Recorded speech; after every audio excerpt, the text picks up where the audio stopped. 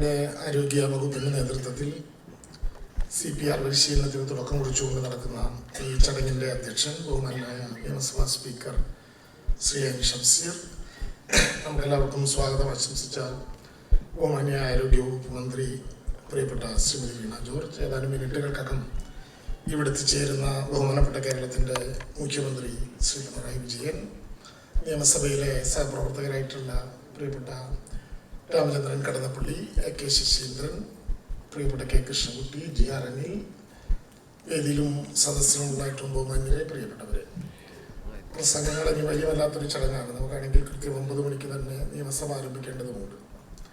ഏതാനും മിനിറ്റുകൾക്കകം ബഹുമാനപ്പെട്ട മുഖ്യമന്ത്രിയും ഇവിടെ എത്തിച്ചേരും.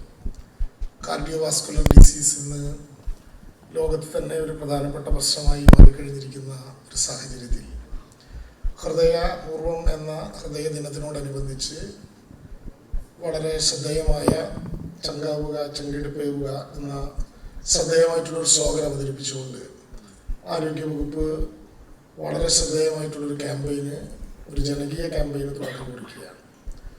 ഇന്ന് ഹൃദയാഘാതവും അതുമായി ബന്ധപ്പെട്ട മരണങ്ങളും വളരെ വിപുലമായ വിധത്തിൽ അറിയപ്പെടുകയും അതിൻ്റെ എണ്ണം പെരുകുകയും ചെയ്യുന്ന സാഹചര്യം, ജീവിതശൈലി രോഗങ്ങളുടെ തുടർച്ചയും ജീവിതശൈലിയുടെ സ്വഭാവവും ഒക്കെ വെച്ചുകൊണ്ട് ഇതിലേക്ക് കൂടുതൽ ആളുകൾ ഹൃദയ രോഗികളായി മാറിക്കൊണ്ടിരിക്കുന്നു എന്ന് പേടിക്കുന്ന ഒരു ഘട്ടം. നമ്മുടെ മുമ്പിൽ ഒരുപാട് അനുഭവങ്ങൾ, നിയമസഭയിലുണ്ടായ ജുനൈദിൻ്റെ ഒരു അനുഭവത്തെക്കുറിച്ച് ഇവിടെ ബഹുമാനപ്പെട്ട സ്പീക്കർ സംസാരിച്ചു.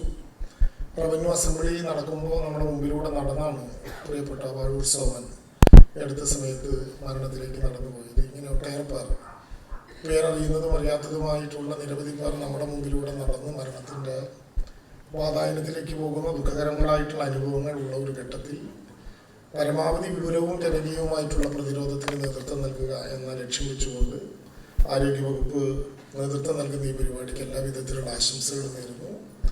നിയമസഭാ സാമാജികന്മാരുടെ കൂടി നേതൃത്വത്തിൽ ആരോഗ്യവകുപ്പിൻ്റെ പൂർണ്ണമായിട്ടുള്ള പങ്കാളിത്തത്തോടെ താഴെത്തലത്തിലേക്ക് തദ്ദേശ സ്വയംഭരണ സ്ഥാപനങ്ങളെയൊക്കെ കൂട്ടിയിണക്കിക്കൊണ്ട് എല്ലാവരിലും ഇത്തരത്തിലുള്ള ഒരു അവബോധവും അതിൻ്റെ ആവശ്യമായിട്ടുള്ള ധാരണയും ഉണ്ടാക്കാൻ കഴിയുന്ന വിധത്തിലേക്ക് ആ നടപടിക്രമങ്ങൾ മുന്നോട്ട് കൊണ്ടുപോകാനാകട്ടെ.